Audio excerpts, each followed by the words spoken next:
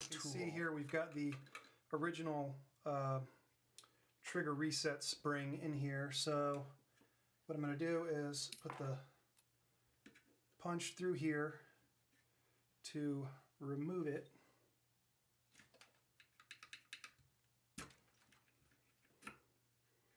So as you can see there, we pull this guy out, we'll need this. It's important to understand that, you see this piece is a little bit thicker here, so it has to go in a certain way. Once we do that, the trigger just comes right out the bottom of the frame, and then you can kind of just pull this guy out the top, or push it out the bottom. So yeah, that's definitely the match reset spring. I can tell by the color. And it's dirty too, so let's go ahead and get the light spring. As far as I know, the difference between using the light spring and the match spring is just a hair lighter, but you're supposed to get a more positive, or a more, I don't know if I should say a more positive, but a more consistent reset with the light spring. I have the match spring in my other LEM gun and haven't noticed a difference, but whatever. Alright, so again, I've got my special little pliers here that you see hold the spring. They've got teeth on the bottom and a little notch in the top. So this has to go a certain way.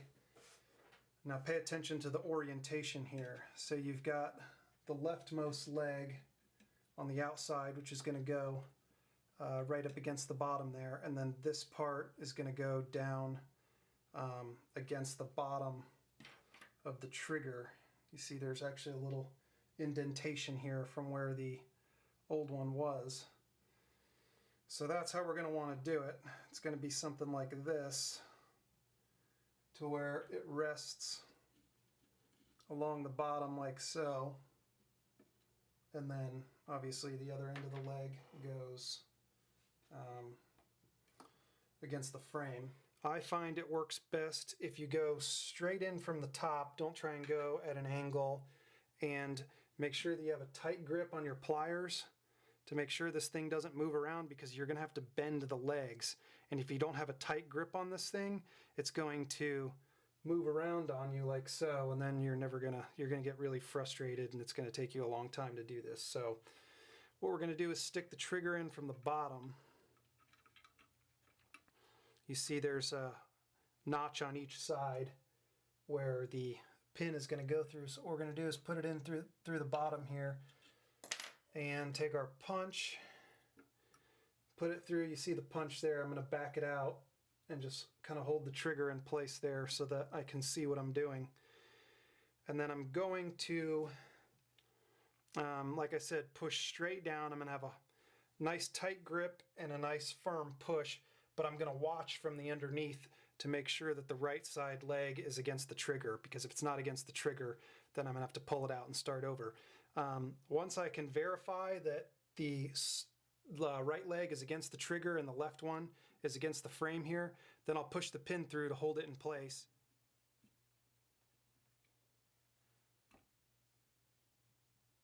Okay, there I see my leg along the bottom. I think I've got it. Okay, I've got it. That wasn't too bad. Like I said, it helps to have the right tool here. So you see I've got the punch in place. Now I'm just going to put this spring in. Remember that the thicker side is going to catch here. So it's kind of one of these deals, just go nice and slow. It's under tension now, so just make sure that you have the holes lined up. There we go. Okay, so now we've got the trigger reset spring done.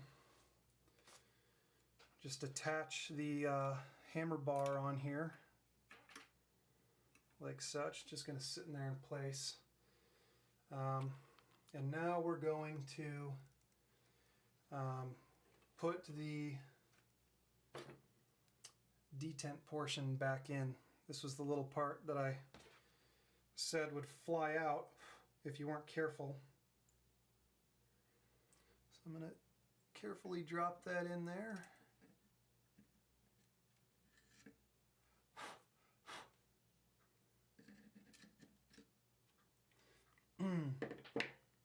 So now you bring the detent bar down, the trigger bar down, and you'll see that it rests in there with some resistance.